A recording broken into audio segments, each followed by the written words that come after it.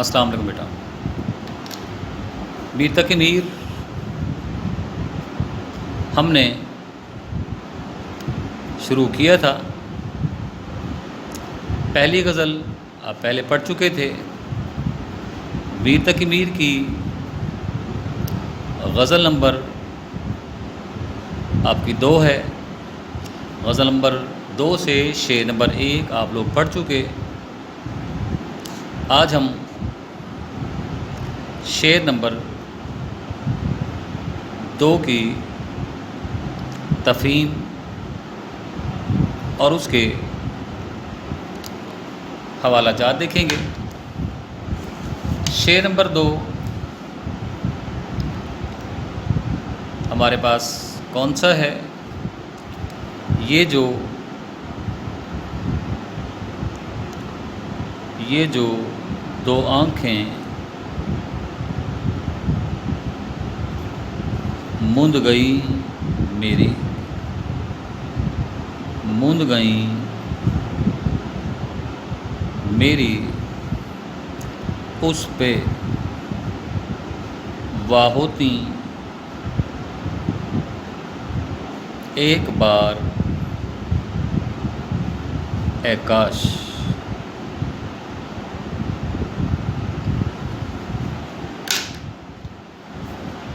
مفہوم دیکھتے ہیں، اس سے پہلے الفاظ معنی دیکھ لیتے ہیں۔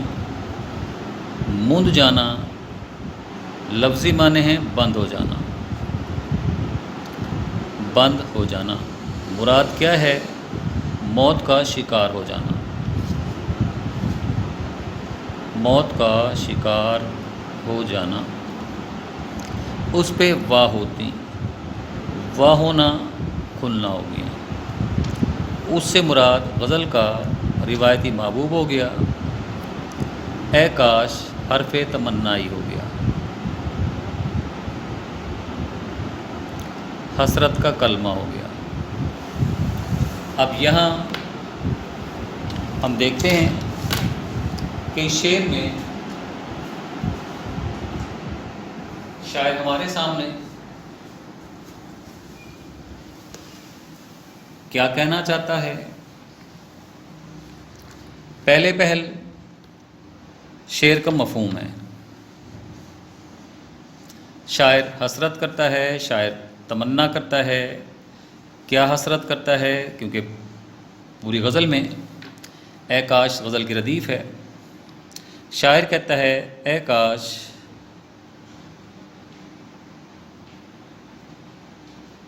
محبوب کی منتظر یہ 2 آنکھیں جو پتھرا گئیں، کاش اس کے آنے پر ایک بار پھر کھل سکتی۔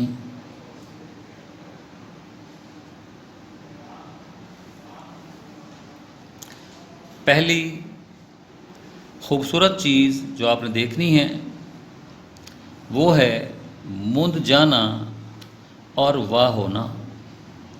شعر میں ہم پہلے جھانکیں گے کہ گرامیٹیکلی کوئی چیز تو موجود نہیں ہے۔ یہ شعر ہم بتائیں گے صنعت تضاد کی نہایت عمدہ مثال ہے۔ میں نے آپ کو بتایا تھا کہ تلمیح کا تعلق صنعت سے ہے۔ پچھلی نظم میں ہم نے آپ کو بتایا تھا صنعت مبالغہ سے متعلق بات کو بڑھا چڑھا کر بیان کرنا صنعت مبالغہ کہلاتی ہے۔ صنعت تضاد، شعر میں متضاد الفاظ کا استعمال صنعت تضاد کہلاتی ہے۔ آپ کو یاد دہانی کے لیے لکھ کے دے دیتا ہوں یہاں۔ شعر میں متضاد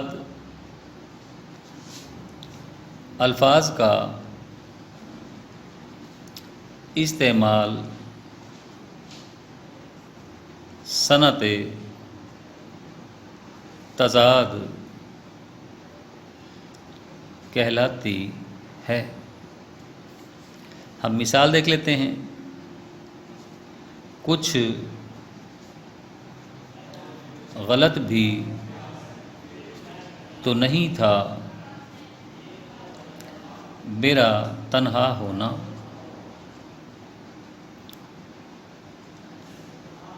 آتش و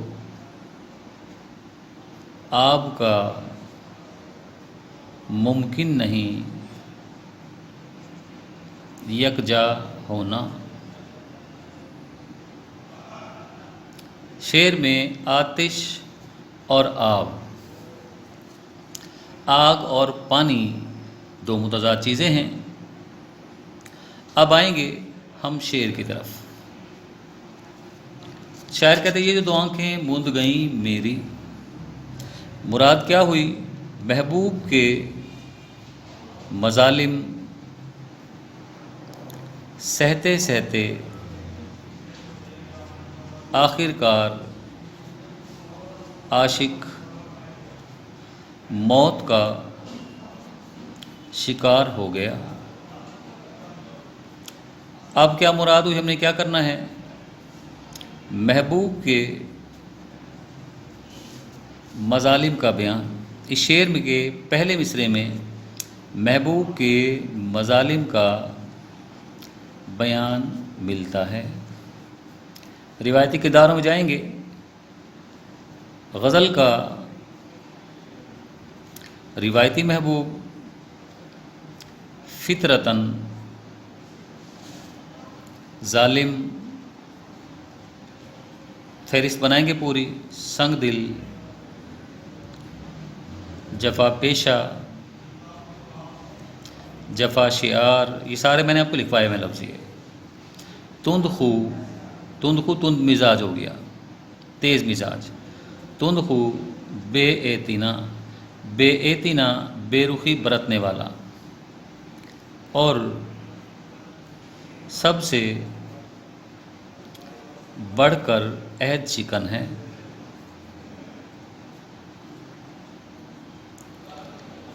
دوسری طرف عاشق مظلوم، مقہور اور بیچارہ ہے، ستم سہتا چلا جاتا ہے۔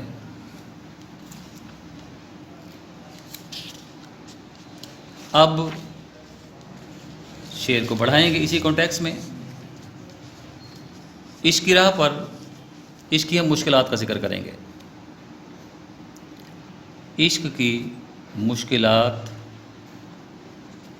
کا تذکرہ ہم یہ تذکرہ کریں گے کہ عشق کی راہ پر چلنے والے کسی بھی طور سکون کا سانس نہیں لیتے، راستے کو پرخار کر دیا جاتا ہے، قدم قدم پر آزمائشیں کھڑی کر دی جاتی ہیں۔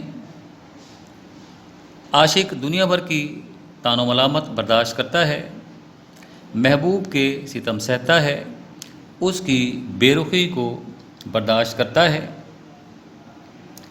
لیکن محبوب اسے اپنے دیدار سے محروم رکھتا ہے اور کسی طور جامع دیدار عطا نہیں کرتا۔ عاشق محبوب کے تمام ستم خندہ پیشانی کے ساتھ برداشت کرتا چلا جاتا ہے کہ شاید نا مہربان محبوب کسی طور مہربان ہو جائے۔ عشق کی مشکلات سہتے سہتے عاشق جان کنی کے عذاب میں مبتلا ہوتا ہے۔ عاشق کی کیا کیفیت ہے؟ عاشق ضعف و ناتوانی کا شکار ہوتا ہے، بستر مرگ پر پہنچتا ہے. یہ پہلا مصرع بھی چل رہا ہے. بستر مرگ پر پہنچتا ہے، قریب المرگ ہوتا ہے، اور آخر کار موت کا شکار ہو جاتا ہے. دونوں آنکھیں بند ہو گئی. یہ جو دو آنکھیں مند گئیں میری.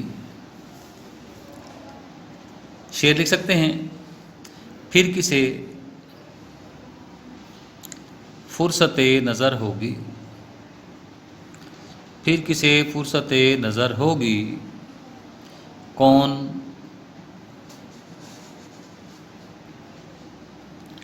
لوٹا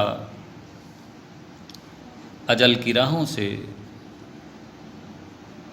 اجل کی راہوں سے آخری بار دیکھ لو مجھ کو شرمگیں شرمگیں شرمگیں شرمیلی شرمیلی شرمگیں شرمگیں نگاہوں سے. یہ تو بیٹا ہمارا پہلا مصرع تھا. یہ جو دو آنکھیں مند گئیں میری. محبوب کا انتظار کرتے کرتے آخر کار عاشق موت کا شکار ہوتا ہے. اس کی دونوں آنکھیں بند ہو جاتی ہیں. اگلے مصرعے میں کیا ہے؟ اگلے مصرعے میں شاعر کہتا ہے اس پہ واہ ہوتی ایک بار اے کاش. یعنی دوسرے مصرعے میں کیفیت اور ہے. اب محبوب کو عاشق کے انتظار کی خبر ملتی ہے. محبوب کو پتہ چلتا ہے، محبوب کو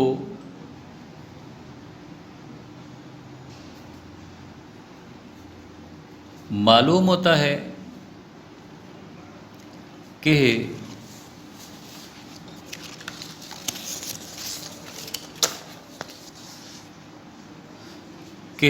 کوئی شخص اس کے عشق میں جان کی بازی ہار چکا. ہم نے بتایا تھا وہ مہربان نہیں ہونے والا، مگر دنیا کو دکھانے کے لیے اور خود کو عاشق کی موت کے الزام سے بچانے کے لیے وہ کیا کرتا ہے؟ سر میں خاک ڈال لیتا ہے. محبوب ایسا ہوتا نہیں ہے، لیکن اوپر میں نے وجہ بیان کر دی ہے. سر میں خاک ڈالتا ہے، گریباں چاک کر لیتا ہے. گریباں چاک کرتا ہے، روتا پیٹتا عاشق کی میت پر پہنچ جاتا ہے. اب کہا جاتا ہے کہ مرنے کے بعد انسان دیکھنے اور سننے کی صلاحیت رکھتا ہے. صرف جسم کی حرکت اور زبان کی حرکت یعنی بولنے کی طاقت اسے چھین لی جاتی ہے. جب محبوب روتا پیٹتا چیختا چلاتا عاشق کی میت پر آتا ہے تو عاشق کے دل سے بے اختیار کراہ نکلتی ہے. دل میں سوچتا ہے کہ یہ منظر دیکھنے کے لیے میں نے عمر بتا دی، مگر نہ مہربان محبوب مہربان نہیں ہوا. اب وہ مہربان بھی کب ہوا؟ تو جب ہم اس دنیا میں نہ رہے، جب ہماری پر نور آنکھیں نور سے محروم ہو گئیں، ہم موت کا شکار ہو گئے. تو اب محبوب وہاں روتا پیٹتا پہنچا. لہٰذا دل میں حسرت کرتا ہے کہ کاش یہ منظر کھلی آنکھوں سے دیکھ سکتے تو ہمیں کچھ تسکین مل جاتی. مگر اب محبوب کا رونا پیٹنا، یعنی محبوب کی آنکھیں اور ہمارے لیے آنسو، محبوب کے قدم اور ہمارا راستہ، یہ حسرت کرتے کرتے دنیا سے چلے گئے، محبوب پر اثر نہ ہوا، اب اثر بھی ہوا تو کب ہوا؟ جب اس دنیا میں نہیں رہے۔ اے کاش ہماری یہ دو آنکھیں جو ہمیشہ کے لیے بند ہو چکی ہیں ایک بار محبوب کے آنے پر دوبارہ کھل سکتی۔ اب یہاں بہت سے اشعار ہیں جو ہم یہاں لکھ سکتے ہیں کہ غالب نے کہا تھا کہ میرے قتل کے بعد اس نے جفا سے توبہ، ہائے اس زود پشیماں کا پشیماں ہونا۔ اور لکھ سکتے ہیں میرے مرنے کے بعد آؤ گے کیا زمانے کو منہ دکھاؤ گے۔ اور لکھ سکتے ہیں مرنے کے بعد آیا وہ میرے مزار پر، پتھر پڑیں صنم تیرے ایسے پیار پر۔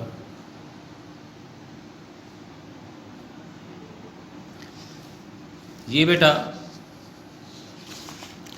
آپ کا شعر نمبر 2 ہوا۔ مختلف پوائنٹس بنا کے آپ لوگوں کو سمجھا دیا گیا۔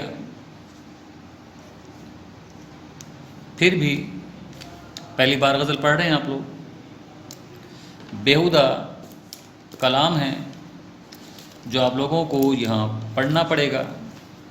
اس کلام کو سمجھنے کے لیے جن بچوں نے غزل کے روایتی کردار نہیں پڑھے تھے ان کو میری نصیحت ہے کہ وہ ایک بار دوبارہ سے ان غزلوں میں جانے سے پہلے، کیونکہ اگلی ہماری جتنی بھی غزلیں ہیں وہ موسٹلی ہماری عشق و عاشقی سے متعلق ہیں، اس میں وہی بار بار عاشق کی بات ہوگی، پھر بار بار محبوب کی بات ہوگی، اور اس تکرار کے ساتھ غزل آپ کی آگے بڑھتی جائے گی۔ لہٰذا جو بچے نئے سرے سے غزل میں داخل ہو رہے ہیں ایک بار غزل کے روایتی کرداروں والا لیکچر نکال کے وہ ضرور سن لیں، کیونکہ غزل کے روایتی کردار پڑھے بغیر آپ کسی بھی طور غزل کو نہیں سمجھ سکتے۔ لیکچر کا ٹائم بیٹا ختم ہوا، زندگی نے وفا کی، تو انشاءاللہ تعالیٰ اگلے لیکچر کے ساتھ آپ خدمت میں ایک بار پھر حاضر ہوں گے۔ تب تک کے لیے اپنے ٹیچر خلیق الرحمن کو اجازت دیجیے۔ انشاءاللہ العزیز پھر ملاقات ہوگی۔ اللہ حافظ۔